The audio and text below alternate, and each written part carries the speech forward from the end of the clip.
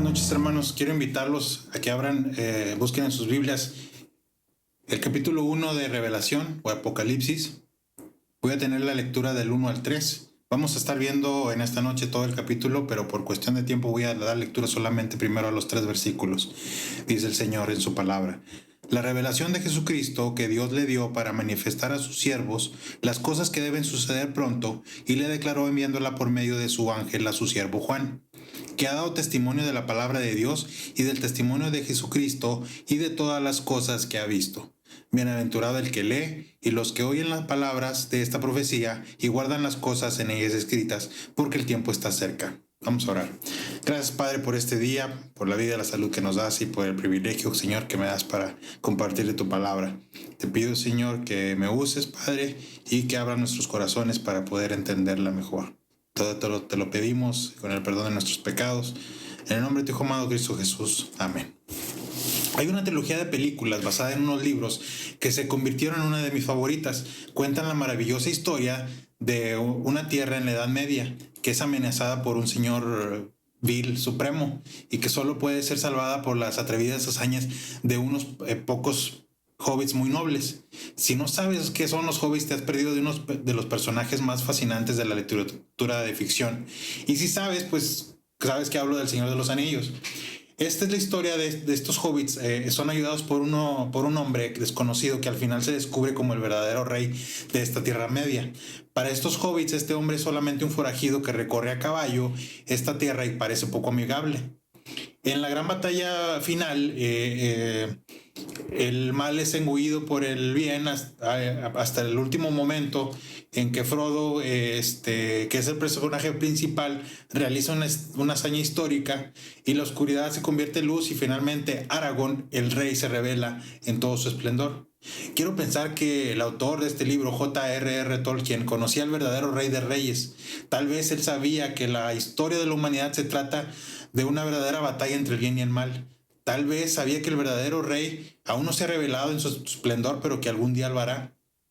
John Ronald Reuel Tolkien, quien además su primer y su tercer nombre son bíblicos, escribe una ficción basada en una verdadera comprensión del poder de Dios y la máxima victoria de Dios y el bien.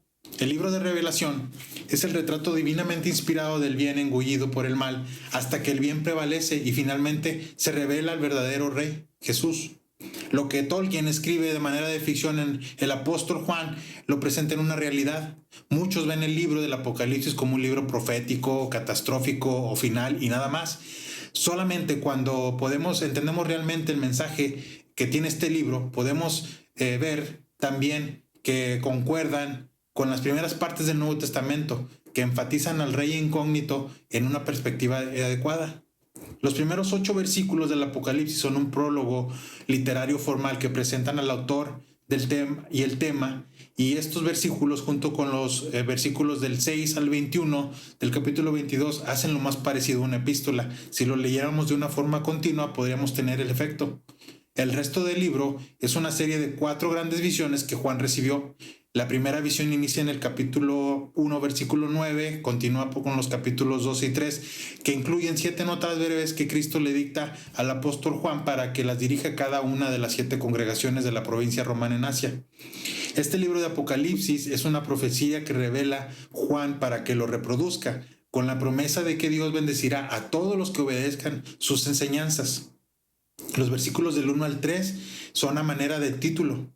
Como en los libros modernos, tiene el nombre de la obra, la revelación de Jesucristo, y aparece el nombre del autor que le dio Dios para manifestar a sus siervos. Lo que es algo inusual para cualquier libro antiguo o moderno es la promesa de bendición para quienes lean y obedezcan la obra. En el versículo 1, la frase de Jesucristo, la revelación de Jesucristo, se puede entender como fuente o como contenido o como posesión, y aunque todas son ciertas, la forma de posesión la describe mejor, especialmente por lo que menciona. El mismo versículo dice que Dios le dio Nadie más es dueño de esta revelación, pertenece únicamente a Jesús, ni a los ángeles ni a ningún otro ser humano, y se complace en revelar esos asuntos a sus siervos. La palabra de Dios puede ser entendida la palabra siervos, puede ser entendida como esclavos o sirvientes, los que son propiedad de otro, algo que era muy común en estos tiempos. En el Nuevo Testamento, aplicado a los cristianos, Jesús es dueño de su pueblo, tan como es dueño de su revelación. Lo que a continuación se describe debe ser entendido desde una perspectiva desde el cielo, no desde la tierra. Con Dios, 1000 años son como un día. En 2 de Pedro 3:8 lo aclara, lo menciona. Esto significa que los eventos descritos en el Apocalipsis fueron escritos hace menos de 2 días, es decir, 2000 años. En el año de 1920, 2 arqueólogos ingleses descubrieron un papiro en un vertedero en un lugar llamado Al-Fayum, cerca del río Nilo, en Egipto, en el desierto de Egipto. En 1934 fue estudiado y catalogado, y resultó que este papiro contiene extracto más antiguo del Evangelio canónico que se ha encontrado. Contiene por un lado los versículos 31 y 33 y por el otro lado el 37 y 38 del Evangelio de Juan. Y aunque en un principio fue difícil determinar hace cuánto se escribió, se pudo determinar que fue aproximadamente entre 100 y 160 años, hace más de 1900 años, casi 2 días. El versículo 2 muestra la autoridad e inspiración del Apocalipsis en términos más fuertes. Juan usa el lenguaje como testigo legalmente llamado a comparecer ante un tribunal. Su papel es simplemente el de uno que da testimonio confiable de lo que vio. De esta manera Juan afirma que el libro es la verdad de toda la verdad y nada más que la verdad. Aquí también podemos ver 2 subtítulos de este libro, el de la palabra de Dios y el del testimonio de Jesucristo. Los cristianos llamamos a la Biblia como la palabra de Dios. El libro de Apocalipsis afirma conscientemente este título por sí mismo. En este versículo también podemos ver que se repite la palabra testimonio y puede entenderse de 2 formas diferentes que están relacionadas. El testimonio de Jesucristo fue revelado en el testimonio de la palabra de Dios, y esto le fue revelado al apóstol Juan. Imaginemos 2 testigos en la misma sala de audiencias atestiguando la veracidad del mensaje de Juan y Jesús. Y el título para esto sería la revelación perteneciente a Jesucristo, la palabra de Dios y el testimonio de Jesucristo escrito por el siervo Juan para los siervos de Jesús. En el versículo 3 podemos ver que al principio de este libro no se inicia en la tierra, sino en el cielo. Jesús resucitado le concede a Juan 4 visiones espectaculares y le instruye a registrarlas y enviarlas a los cristianos perseguidos de Asia. Juan estaba seguro y consciente de la importancia y la autoridad de lo que escribió.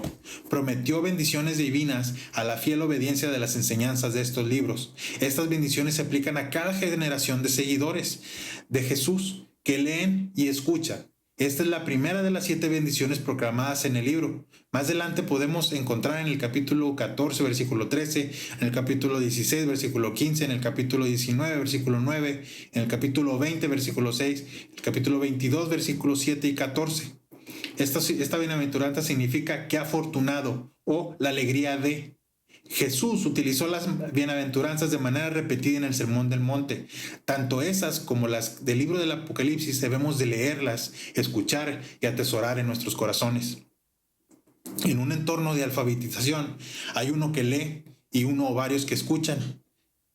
Ambos, tanto el que lee y los que escuchan, guardan lo que está escrito, lo aprenden, lo entienden. Y este fue el fin con el que el Señor escribió. Si leemos Juan capítulo 14, versículo 15, dice, el Señor Jesucristo dijo, si me amáis, guardad mis mandamientos. Y en el mismo libro, en el capítulo 15, versículo 10, si guardaréis mis mandamientos, permaneceréis en mí, en mi amor, como yo os he guardado los mandamientos de mi Padre y permanezco en su amor. Y el versículo 3 de este capítulo de Revelación finaliza con la frase, porque el tiempo está cerca. Estos eventos tomarán lugar muy pronto. El mensaje del Apocalipsis es denominado como una profecía, lo que significa que debemos de verla como un relato de la voluntad de Dios. Dios nos da una dirección como un preámbulo de una predicción. Y sé que esto suena confuso, pero lo podemos aclarar si leemos el capítulo 22, los versículos 7, 10, 18 y 19, que dicen: He aquí vengo pronto, bienaventurado el que guarda las palabras de la profecía de este libro. Y me dijo: no selles las palabras de la profecía de este libro, porque el tiempo está cerca. Yo testifico a todo aquel que oye las palabras de la profecía de este libro, y si alguno añadiere a estas cosas, Dios traerá sobre él las plagas que están escritas en este libro, y si alguno quitare de la palabra del libro de esta profecía, quitará su parte del libro de la vida y de la ciudad santa, y de las cosas que están escritas en este libro. El versículo 4 nos recuerda las epístolas de Pablo y Pedro, siguiendo la forma de escritura de sus cartas. Primero se define el autor, aquí dice Juan, después a quien se dirige, a las iglesias que están en Grecia, aunque solo menciona eso, más adelante describe a cada una. Y continúa: gracia y paz a vosotros, que se ha convertido en un saludo cristiano para Juan. La gracia es la bondad incondicional, inmerecida, es el gran privilegio de la era cristiana. Este libro inicia y termina con gracia, al igual que las 13 cartas de Pablo, pero la gracia no aparece nuevamente en este libro del Apocalipsis. Por otro lado, la paz se entiende como la integridad y el bienestar, que fue un gran privilegio en el Antiguo Testamento. La fuente de estas bendiciones son el Padre, el Espíritu y el Hijo. Y aquí tenemos una evidencia de la Trinidad. Sin embargo, son enumeradas de una manera diferente, con un orden diferente al que normalmente se les da en el Nuevo Testamento. El Padre es descrito como el que es, el que era y el que ha de venir, y lo reafirma en el versículo 8: yo soy el Alfa y el Omega, el principio y el fin, el que es y el que era y el que ha de venir. Y nuevamente en el capítulo 4, versículo 8: Santo, santo, santo es el Señor Dios Todopoderoso, el que era, el que es y el que ha de venir. Él es Dios del presente, del pasado y del futuro. Aunque aquí la gramática griega es confusa, esto viene desde el Antiguo Testamento. En el Éxodo 3:14, Dios dijo a Moisés: yo soy el que soy. Los tiempos cambian, las civilizaciones cambian, el ser humano cambia, pero Dios trasciende a través del tiempo. Él es, el que era y el que ha de venir. El Espíritu Santo también es fuente de gracia. Y esta frase es única de los 7 espíritus que están delante de su trono, y ocurre solo en el Apocalipsis, y probablemente, definitivamente se refiere al Espíritu Santo. En el capítulo 2, versículo 7 dice: el que tiene oído, oiga lo que el Espíritu dice a las 7 iglesias. Hay quienes lo interpretan como los 7 ángeles, mas sin embargo, como el versículo lo dice, el Espíritu es el mismo. Sin embargo, esta visión fue dada a las 7 iglesias. En el versículo 5 leemos que también esta gracia y paz viene de Jesucristo y es divina. Y aquí Jesús es descrito de 3 formas. La primera, el testigo fiel, en relación al trabajo como profeta que realizó en la tierra, revelando la palabra de Dios durante su ministerio, y en este libro también. El segundo, el primogénito de los muertos, como un recordatorio de su muerte y resurrección, y tal vez pensar que aquí Jesús hizo una labor de sacerdocio. Él es quien ahora está en el cielo intercediendo por su pueblo. En el capítulo 5 del Apocalipsis expone detalladamente a Jesús como el Cordero inmolado, ahora en el cielo. Y finalmente, la tercera descripción, el soberano de los reyes de la tierra, lo que hace referencia evidente a su rol como rey soberano, en contraste con el emperador romano que creía que tenía el control. En el capítulo 19 de Revelación se describe a Jesús como un rey conquistador. A partir de este punto, Juan prefiere el nombre de Jesús o Señor Jesús en lugar de Jesucristo. Lo ve como rey y no como cordero, el cordero que fue inmolado. Las personas de la Trinidad envían gracia y paz, mas Jesús particularmente es llamado como el que recibirá la gloria, el imperio por los siglos de los siglos. Y estas palabras se repiten continuamente, las podemos ver en varias ocasiones en el resto del libro. Y son atribuidas a ambos, Dios Padre y Jesús. En este contexto, Jesús es digno por 13 cosas específicas. Él nos llamó, Él nos liberó de nuestro pecado. Él nos amó, Él nos liberó de nuestro pecado y nos hizo copartícipes de su reino. En el Antiguo Testamento, el pueblo de Israel era liberado por sus pecados en base a la muerte y el sacrificio del Cordero. En el Nuevo Testamento, en el capítulo 5, versículo 9 de este versículo, aclara: tú, Jesús, digno eres de tomar el libro y abrir los sellos, porque tú fuiste inmolado y con tu sangre nos has redimido. Una tarea muy importante que Dios dio a los israelitas después del Éxodo era que fueran un reino y tuvieran sacerdotes, y esto fue transferido a nosotros. Jesús es el Rey de Reyes. Él especialmente es el Rey sobre el reino de Dios. Y si ahora Él es el sacerdote en el cielo que intercede por nosotros, Él tiene una multitud de sacerdotes en la tierra que sirven a su Dios y Padre. Y no me refiero a sacerdotes o a pastores, sino a todos los que hemos creído en Jesús. Dice primera de Pedro 2:9: mas vosotros sois linaje escogido, real sacerdocio, nación santa. El versículo 7 se puede definir como una primera profecía, y para mí es como un poema, una predicción del retorno de Jesucristo, y enfatiza el contraste entre su primera y su segunda venida. Aun y cuando su segunda venida está profetizada desde Daniel 7:13 dice: miraba yo en la visión de la noche, y aquí con las nubes del cielo venía como un hijo de hombre, que vino hasta el anciano de días y le hicieron acercarse delante de él. Esta profecía no es una copia de lo que dice el versículo 7 del primer libro de Apocalipsis. La primera venida fue marcada por la humildad. La segunda será en las nubes, representando la majestuosidad de la presencia de Dios. Y no solo eso, sino que todo ojo lo verá. Todo ojo verá su victoria, y al final, su victoria final será observada y vista por todo el mundo, en contraste con la casi inobservada concepción a la que solo unos pocos pastores y magos acudieron. Y el versículo 7 finaliza: y todos los linajes de la tierra harán lamentaciones por él. Aquellos que han rechazado a Cristo en cada siglo, comenzando con aquellos que lo crucificaron, aquellos que creyeron ser superiores a él, al final se darán cuenta de su terrible error. Él se convertirá en su juez y lamentará no haber creído en él. El lamento generalmente se entiende como arrepentimiento. Sin embargo, en este libro no contiene ninguna indicación de que esto sucederá. Más bien, se darán cuenta de que todo está perdido y que están a punto de ser juzgados. Y me gusta recalcar la comparación entre la primera y la segunda venida de Cristo. La primera venida fue humilde, en contraste con la segunda será gloriosa. La primera venida fue discreta, muy pocas lo vieron. La segunda dice que todo ojo la verá. En la primera venida lo rechazaron y lo humillaron. En la segunda venida, aquellos que lo rechazaron y lo humillaron serán juzgados. En la primera venida se regocijaron por haberlo crucificado. En la segunda se lamentarán al verse derrotados por él. Continuamos el versículo 8, justo antes de que Juan empiece a describir la primera visión que registra. Registra las palabras soberanas de Dios nuestro Señor, quien es el único y capaz de hacer que todo suceda. Uno de los temas principales del libro del Apocalipsis es el conflicto entre el bien y el mal. Y aquí nos he recordado quién realmente tiene el poder. Primero dice: yo soy el alfa y el omega, el A y la Z, el principio y el fin, que tienen control desde el principio del principio hasta el final. Y su eternidad se denota en la siguiente frase: el que es, el que era y el que ha de venir. Y finalmente su poder, el todopoderoso. En griego, pantocrator, significa a quien nadie puede resistirse.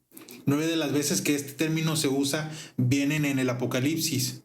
Sí, las podemos ver en el capítulo 4, versículo 8, capítulo 11, versículo 17 y en otras más. Y en 2 de Corintios 6, 18. Y este término puede ir atrás hasta el Antiguo Testamento por Shaddai, que se utilizó más de 40 veces.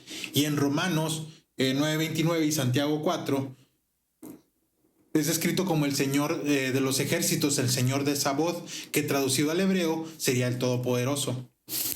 El apóstol Juan a menudo enfatiza entre las similitudes en lugar de las diferencias. En 1 de Juan 3:13 dice: hermanos míos, no os extrañe si el mundo os aborrece. Los cristianos primitivos fueron partícipes del sufrimiento y tribulación y esperaron pacientemente al reino de Dios. La realidad de este reino hace posible aguantar el sufrimiento y la tribulación. Estas eran experiencias muy comunes en los cristianos, ya que se manifiestan una y otra vez a lo largo de esta revelación. Aquí es la primera mención de esta tribulación. En esta revelación como una experiencia común de aquellos que están en Jesús en lugar de los otros que prefirieron huir o negarlo. En la actualidad nosotros no vivimos esta tribulación, pero hay lugares, hay hermanos que son perseguidos. En estos tiempos, Domiciano, él era el emperador romano. Se llamaba así como Salvador y Señor y reclamaba adoración divina de los ciudadanos romanos. Odiaba a los cristianos, a quienes adoraban a Jesús, a quienes hablaban como Jesús, por lo que los perseguían. Tal vez esta fue la causa por la que Juan haya sido exiliado a la isla de Patmos. Dice el versículo 9, por causa de la palabra de Dios y el testimonio de Jesucristo. Lo que Juan trata de decir es que Dios le permitió ir a Patmos a fin de recibir el contenido del libro de Revelación. Desde un punto de vista humano, la situación personal tan difícil de Juan fue un trampolín para llevar a las iglesias el mensaje de esta revelación. Las epístolas que escribió Pablo desde prisión a los efesios y a filipenses y colosenses y a Filemón, tal vez no hubieran sido si Pablo no hubiera pasado por su tragedia de aprisionamiento. Hay veces que sufrimos de angustias y aflicciones, pero en medio de esto, Dios siempre está con nosotros y tiene algo para nosotros, aunque a veces no podamos verlo. Ahora, el día del Señor en la época de Juan se había convertido en la forma cristiana de referirse al primer día de la semana, nuestro domingo, en honor a la resurrección de Jesús. Desde los tiempos más remotos, los cristianos se han reunido para adorar en este día. En Hechos capítulo 20, versículo 7, dice, el primer día de la semana, reunidos los discípulos para partir del pan, Pablo les enseñaba. Y no quiero seguir leyendo más porque dice que se quedaban hasta medianoche. Y a veces nos quejamos por lo que dura 2 horas el culto. Quiero creer que se quedaban hasta medianoche porque eran perseguidos. En 1 Corintios, capítulo 16, versículo 2 dice, cada primer día de la semana, cada uno de vosotros ponga aparte algo según haya prosperado, guardándolo para que cuando yo llegue no se recojan ofrendas. Es posible que Juan estuviera teniendo su propio servicio en adoración y cuando y en este tiempo algo extraordinario pasó. Dice la frase en el Espíritu. Esta frase aparece aquí en otros 3 versículos del Apocalipsis y cada ocasión significa que tuvo una visión inspirada por el Espíritu de Dios. Aquí marca el comienzo de las 4 visiones principales en torno a las que se organiza y se escribe este libro. En esta visión no comienza con la vista, sino con el oído. Con un sonido de una voz fuerte como de trompeta, convincente, que no debe de ser ignorada. La primera de muchas veces que el Apocalipsis y que Juan usa la descripción como para hacer una comparación directa. Esta es la voz de Jesús resucitado a quien está a punto de ver. La voz le ordenó a Juan que escribiera en un pergamino. Esto era la forma de libros que existían en aquellos días. Las hojas eran hechas a mano con una planta de papiro, se pegaban en tiras de un pie de ancho por tan largas como 30 pies y luego se enrollaban y esto se escribía sobre estos pergaminos a mano con tinta por ambos lados en columnas uniformes de pocos centímetros de ancho y muchos estudiosos concuerdan que fue escrito en griego porque se escribió de izquierda a derecha. Ahora menciona después las 7 ciudades, que escriba las 7 ciudades en el versículo 11, que son las 7 iglesias. Perdón, a las 7 iglesias en Asia, Éfeso, Esmirna, Pérgamo, Tiatira, Sardis, Filadelfia y Laodicea. El apóstol Pablo, directa o indirectamente, ministró a estas iglesias, escribió cartas a Éfeso y a Laodicea. Esta introducción nos da solamente una información geográfica básica. Notas específicas, notas más detalladas se describen en los siguientes capítulos 2 y 3. Estas iglesias recibirán un rollo y será leído en voz alta a los miembros de las iglesias. En el versículo 12 podemos ver algo que tal vez sea una incoherencia. Dice, me volví para ver la voz que hablaba conmigo. La voz se escucha, no se ve. Es obvio que Juan lo que quiere decir es que volteó para ver quién estaba hablando. Creo que es algo natural que todos hacemos. Cuando alguien nos habla a nuestra espalda, volteamos para ver quién es, incluso aunque reconozcamos su voz. Y el apóstol Juan comienza a describir lo que vio. Y vi 7 candelabros de oro y probablemente en un candelabro de 7 brazos como el que se coloca en un tabernáculo israelita en el Antiguo Testamento. Tal candelabro representaba a Israel. Ahora, cada candelero representa a una de las 7 iglesias cristianas en el nuevo pueblo de Dios. Así como los candeleros traen la luz física a las tinieblas, las iglesias de Cristo traen luz moral a este mundo. Jesús exaltado apareció en forma espléndida. La visión de Juan es similar, pero claramente superior a la visión de Daniel, de un ángel revelador. En los evangelios en ninguna parte se describe la apariencia física de Jesús. Cientos de artistas han intentado llenar este vacío con su imaginación. La descripción actual es simbólica y no literal, porque, por ejemplo, si quisiéramos describir la espada que sale de su boca, si fuera literal, sonaría ilógico. Y hay que tomar en cuenta la cantidad de veces que el apóstol Pablo usa la palabra como. Ni siquiera el apóstol Pablo, quien conoció a Jesús en la tierra, podría describir perfectamente la imagen de Jesús glorificado. Ningún artista pudo pintar lo que Juan describió. Y el significado de estos simbolismos no es tan difícil de describir o aclarar como los puntos que vamos a ver más adelante. Y esto es algo subjetivo, hay diferentes opiniones de comentaristas, sin embargo tomé estos puntos por el mejor apoyo histórico. Hay 10 puntos, 10 características que llamaré puntos simplemente para poderlos definir. El primero es la ubicación. En el versículo 7, Juan dice que vio a Jesús entre los candeleros.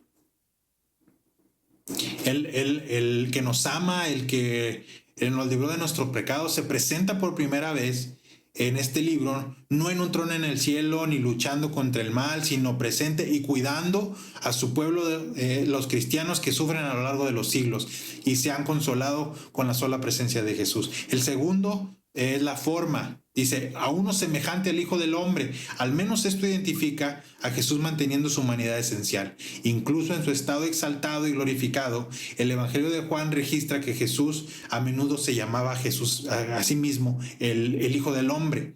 Lo que hace inconfundible que esta figura es el mismo Jesús que Juan había seguido como discípulo décadas atrás. También refuerza la identidad entre Jesús y la espléndida figura que describe Daniel. Y el mismo Jesús que una vez vivió y caminó en Galilea, ahora se describe como glorioso y poderoso más allá de la imaginación. El tercer punto es la ropa. El manto le llega hasta los pies con un cinturón de oro alrededor del pecho, lo que vincula la apariencia como con un sumo sacerdote. Lo podemos encontrar en el versículo 30, en el Éxodo 39, versículo 2 al 5. Y también hemos visto cómo Jesús es descrito como un sumo sacerdote en los términos de este capítulo, y su ropa simboliza que él continúa esta labor representando a su pueblo ante el Padre. El cuarto punto es el cabello. Parecía como lana, tan blanca como la nieve.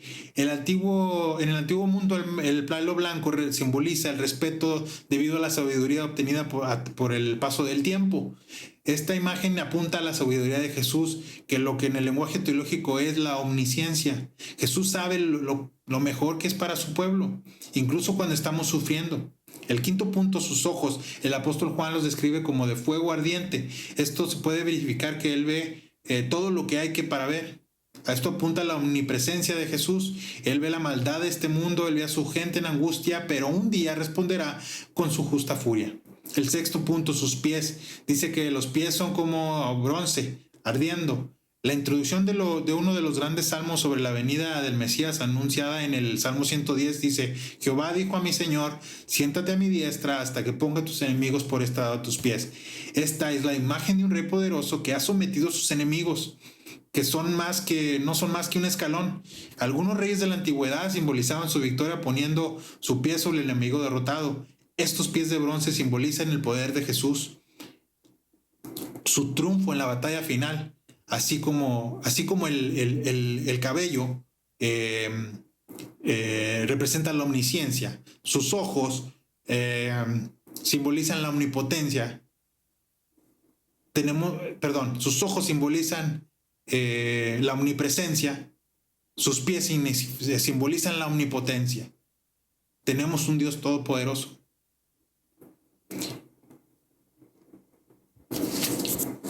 El séptimo punto, su voz. En el versículo 10, la voz de Jesús fue comparada como voz de trompeta, un sonido que jamás podemos ignorar. Ahora en este versículo 15, su voz es como de estruendo.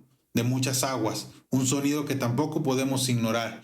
Y este era un sonido conocido para Juan. Recordemos que estaba en la isla de Patmos. La voz de Jesús es la palabra de Dios que debemos de escuchar constantemente y obedecer. El punto número 8, sus manos.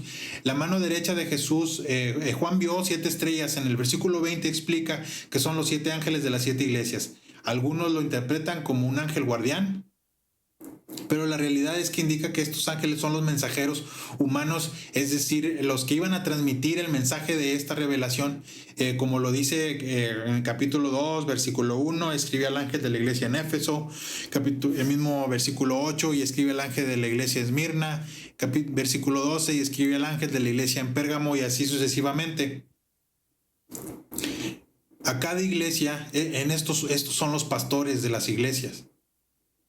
Y creo que el punto principal es que Juan sostuvo y sostiene, que Jesús, sostuvo y sostiene soberanamente a estas personas bajo su protección y cuidado.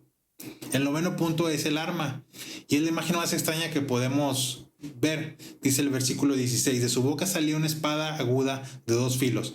Esta está descrita como una espada de batalla por su tamaño. Esta es la espada que derriba naciones, la espada que representa a Jesús para poder juzgar y conquistar a sus enemigos y para proteger a su pueblo. El último punto, su rostro, y es el último que describe Juan, tal vez porque sea el más importante. Y su rostro era como el sol cuando resplandece en su fuerza. Y aquí solamente podemos ver toda la gloria de su deidad. En Mateo 17, capítulo 2, Jesús enfrenta este brillo en su transfiguración. Dice, y se transfiguró delante de ellos y resplandeció su rostro como el sol y sus vestidos se hicieron blancos como la luz. El Jesús que Juan vio tanto en el monte de la transfiguración como en la isla de Patmos no es otro más que Dios Todopoderoso. En los versículos 17 y 18 Juan tiene una reacción humana que creo que cualquiera de nosotros tendríamos. En el versículo 17 dice, cuando le vi, caí como muerto a sus pies. Cada vez que Dios se manifiesta haciéndose visible como lo hizo con Moisés y aquí con Juan, ellos sucumbieron ante su poder. Le adoraron y como respuesta obtuvieron su bendición. La mano poderosa de aquel que tiene en su diestra las 7 estrellas ahora bendice a Juan. Aquella voz como de estruendo de trompeta, como de muchas aguas, ahora conforta a Juan y le dice el versículo 17, y puso su diestra sobre mí, diciéndome, no temas, yo soy el primero y el último. Muy similar al versículo 8, yo soy el alfa y el omega. Jesús es el maestro desde el principio de los tiempos hasta el final y por toda la eternidad. Él tiene el poder sobre la vida, porque dice, y el que vivió y estuve muerto, mas he aquí vivo por los siglos de los siglos. Jesús es el agua que da vida, Jesús es el pan de vida, como el mismo Juan lo describió. Jesús vive a través del Padre, así como los creyentes tenemos vida a través de Jesús. Los que creemos y vivimos en Jesús jamás moriremos. Hebreos habla que la palabra de Dios es viva y eficaz. Jesús vive para interceder por nosotros. Jesús vive para orar por nosotros, así como murió para salvarnos. Y así como Él es eterno, Él puede darnos vida eterna a los que creemos en Él. En el versículo 18 termina, y tengo las llaves de la muerte y del Hades. Él tiene el poder sobre la muerte y las llaves de la muerte y del infierno. Estos dos están limitados por el poder del llavero de Jesús. Como el juez final que es Jesús, Él es capaz de abrir las puertas de la muerte y juzgar a todos los que han muerto. Y también tiene el poder de enviar a la muerte eterna, al infierno, a aquellos cuyos nombres no están registrados en el libro de la vida. Podemos ver en el capítulo 20, el juicio final. En el versículo 19 sigue dándole instrucciones a Juan de que escriba lo que ha visto y lo que verá. Y en el último versículo se detalla la interpretación de la primera revelación. Jesús mismo interpreta el misterio de las 7 estrellas y de los 7 candeleros de oro y de las 7 estrellas son los 7 ángeles de las 7 iglesias y los 7 candeleros son las 7 iglesias. Ambos, los ángeles y las iglesias, se simbolizan como cuerpos de luz. Ante tanto las congregaciones como los líderes espirituales están a la diestra del Señor porque son de su especial preocupación y su objetivo es de traer a la luz al mundo. Cada retrato, cada imagen de Jesús enfatiza tanto su humanidad completa como su asombrosa deidad Y no hay mortal jamás que pueda entender a Jesús completamente. Cada uno de estos intentos que se ha tomado, se ha hecho tomando en cuenta atributos humanos como sus características físicas, así como los atributos divinos como la omnisciencia. Si en verdad queremos entender a Jesús, la única forma es adorándole, buscando su bendición, cumpliendo su comisión. No cabe duda que el Apocalipsis es más que un libro profético, ya que nos enseña que Jesús es digno de toda adoración. Este libro nos encamina a que nos convirtamos en el modelo a seguir por generaciones para los cristianos. Todos los que queramos servir a Cristo debemos de aprender primero cómo adorarlo. Por otra parte, Jesús está involucrado con sus iglesias. No podemos negar el compromiso que hace con sus iglesias en este primer capítulo, lo mismo que prometió desde edificar su iglesia en Mateo. Esto sigue estando presente en las congregaciones. Todos los que seguimos a Cristo debemos estar involucrados seriamente en nuestras congregaciones. Quienes sirven como líderes, como pastores, ancianos, diáconos o de alguna otra forma, debemos recordar que la iglesia no es nuestra, es de Jesús. Hemos sido testigos de una pandemia. No podemos negar que esta revelación está cerca. Dios tiene una promesa. Dice que bendecirá a quienes lean y obedezcan y enseñen la revelación de la palabra de Dios, que dará gracia y paz a todos los que crean en Él. Que hemos sido liberados del pecado, que pertenecemos al reino de Dios, que un día veremos el glorioso retorno de nuestro Señor Jesús y que le veremos cara a cara, que todos aquellos que lo negaron serán juzgados. Es tiempo de compartir este mensaje. Su juicio viene pronto y si no estás en el libro de la vida, si no has reconocido a Jesús como tu suficiente y único Salvador, si no has reconocido que eres pecador, vas a ser juzgado y enviado al lago de fuego. Y a los cristianos, si no compartimos este mensaje, si no obedecemos la palabra de Dios y aprendemos a adorarle correctamente, también seremos juzgados. El libro del Apocalipsis siempre ha tenido un especial interés en mi vida. Saber sobre la segunda venida de Cristo, el fin del mundo, la batalla final. Pero ahora encontré un mensaje más profundo. Pude conocer a Jesús un poco más, pude entender el gran amor que tiene para con nosotros y pude entender que lo que dice su segunda de Timoteo 3:16. Toda escritura es inspirada por Dios y útil en justicia, y útil para redarguir, para corregir, para instruir en justicia, a fin de que el hombre de Dios sea perfecto, enteramente preparado para toda buena obra. Vamos a orar. Señor, te damos gracias Señor Jesús, gracias por tu revelación. Gracias porque por medio de tu palabra puedo ver tu presencia y conocer un poco más de ti. Gracias por haber dado tu vida por mí, por haberme salvado. Gracias porque a pesar de que eres el Dios exaltado, estás presente en nuestras congregaciones. Ayúdanos a ser mejores, a servirte mejor. Quiero estudiar tu palabra para poder entender tus mandatos y tener de tu fuerza. Amén. Que Dios les bendiga. Buenas noches.